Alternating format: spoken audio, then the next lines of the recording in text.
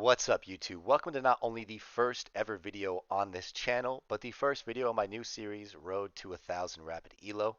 I've been playing chess for 11 days now, and I'm around 450 Elo, and I have finally played a game that I feel is worthy for YouTube. A game where I made zero mistakes, a game where I made zero blunders. I didn't think it was possible, but here we are. And today I will be quote unquote analyzing that game for you.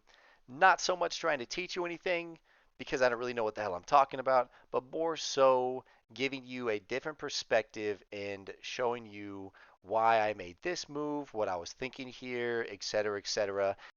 I have found a opening that I love. It has been my go-to. Is it good? I don't know. Is it bad? I don't know. But regardless, we're doing it. So it's the ready opening.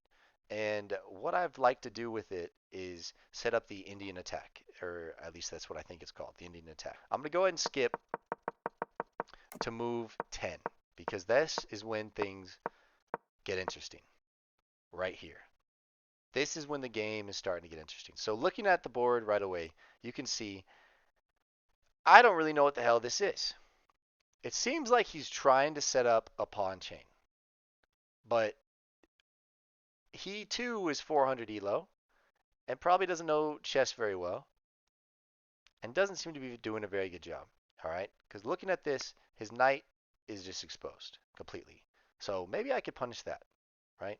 But my goal for this game was I didn't want to blunder. So I wanted to make sure that all my pieces were protected and tradable. And I wanted to make sure that those trades were favorable to me at all times. I never wanted to lose control. I wanted to just dominate. So, this is the first mistake my opponent makes. I'm thinking this guy is going to take this pawn with one of these two. I'm like, no way, right? Unfortunately for him, he does that. That's pretty bad, I think. So, what I notice is there's no longer anything protecting this pawn. Because, right, the knight can't. So this pawn's exposed. That's a blunder. That's a free piece.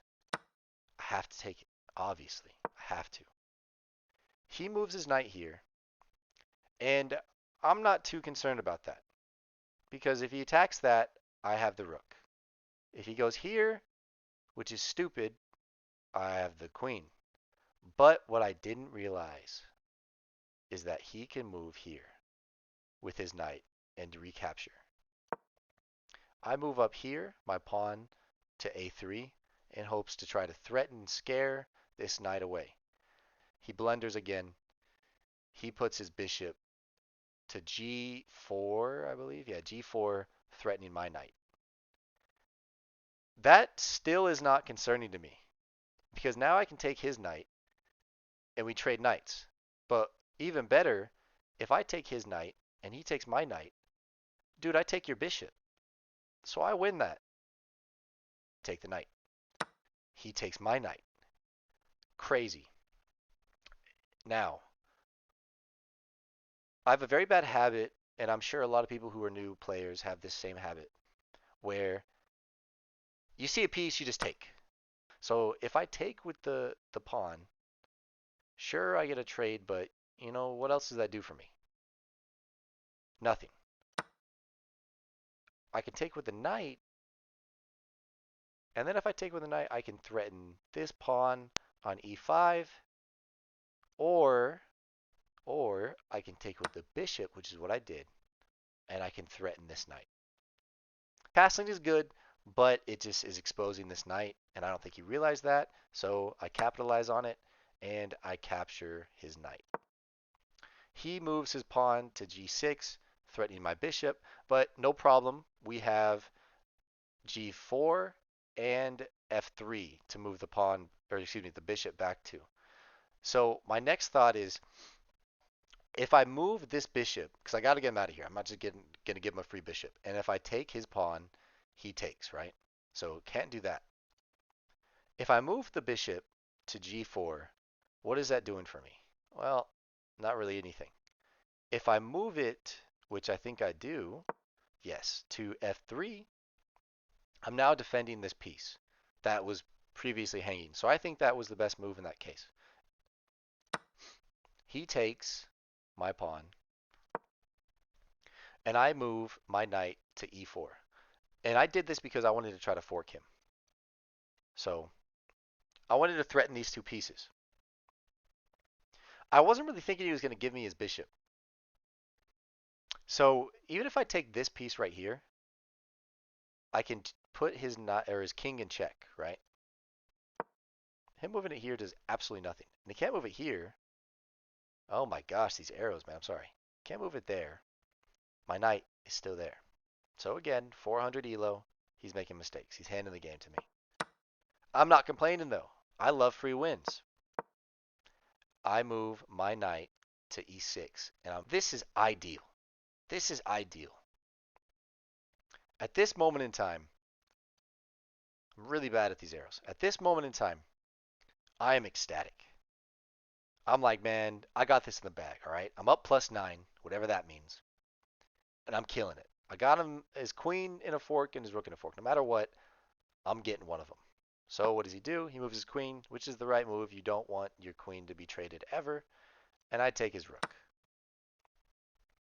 I'm pretty sure he takes back with the king. All right, I go e4. We're both pretty much equal on time. I'm up a lot of pieces, a lot of hardware. My only goal now is don't screw this up. Don't make some stupid rookie mistake. Don't expose my pieces. Don't let him make a comeback. So I move my pawn from e2 to e4 in hopes to protect this. He moves his queen, threatening this. Not too worried about it because I have the rook right there. I move my queen up.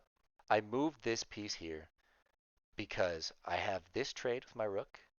I have this trade with my bishop. I have this trade with my queen. He moves it back. And what I'm doing here is I'm thinking, how can I maximize my pressure? I move my pawn up to d6, and I'm directly attacking this rook, forcing him to either move it or for the trade. He moves down one. This is a complete mistake. My queen's here, so even if he takes, I have a trade. I move my pawn up because I'm seeing an opportunity that maybe I can convert this piece into a queen. And then I'll have two rooks and two queens. It's over. He moves his king out of the way. Now I have two queens. Immediately I'm anticipating he's going to take this queen. Jeez, I'm so bad at these arrows. Take this queen, and then I trade. But he might have misclicked or something. I don't know what his thought was here. I guess he was trying to just trade with his rook. But he just moves up one instead of taking. So I take. He takes back. And I know what you're thinking, right? I thought it too, because I'm bad at chess and I'm a 400 elo player. Oh, just immediately trade back with the queen. No, dummy. Trade with the rook that's doing nothing, get him in play, and now it's almost inevitable that I am going to checkmate his king. So I take with the rook. He moves that piece forward. I don't really care. He can have the pawn. I don't care. I move my bishop down, putting him in check. And this, he can't go to g7 at all. So what does he do? He moves this down, blocking that off. I move my pawn up. I could have won a lot quicker than I did. I could have won a lot quicker than I did. Could have gone here. That's checkmate right there. But what I do instead, I move this pawn up, attacking here. He takes, I don't care. I take, putting the king back in check. He trades, I take with the queen. The game is over. I win with plenty of time, zero mistakes, and zero blunders. Hopefully this was all right for you guys. This is my first time ever doing this, so any sort of feedback would help me. Regardless, thank you guys so much for watching, man. Until next time.